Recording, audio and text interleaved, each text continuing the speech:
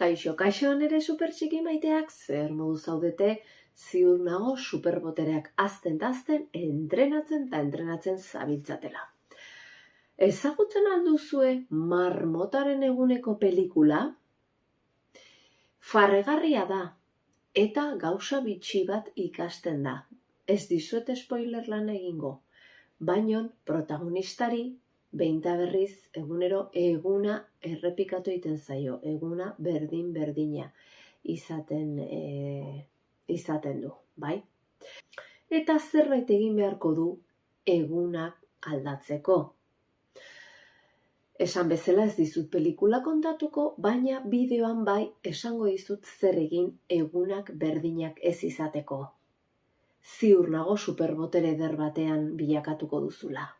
Aurrera supertxikiak!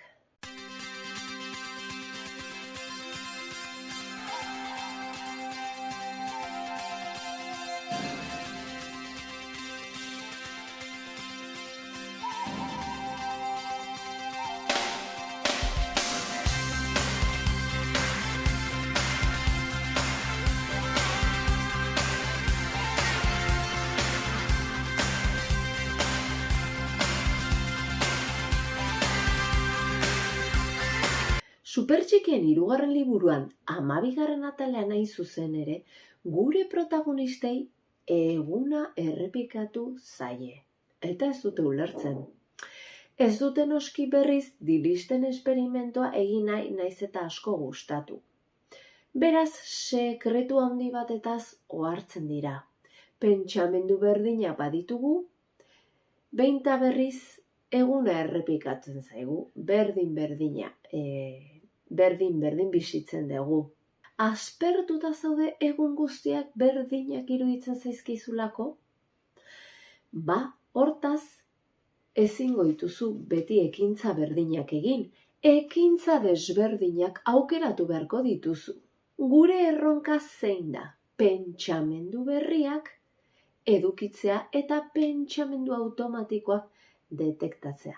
Emaitza ezberdinak nahi behar ditugu eta egun desberdinak pasa, honi erreparatu behar diogu.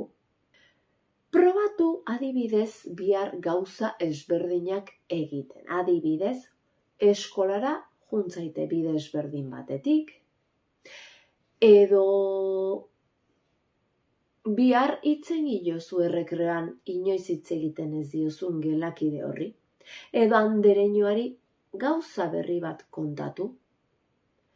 Edo eta eskolaz kanpoko ekintzetara korrika joan beharren alde batetik bestera, hartu pare bat segundo eta pentsatu zer egitea gustoko duzun.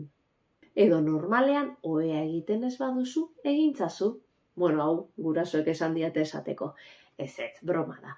Baino, hortxe duzu eta nerekin konpartitu zazu, bihar ze gauza ezberdin egingo dituzu. Ziur nago, kristolako onurak emango izkizula.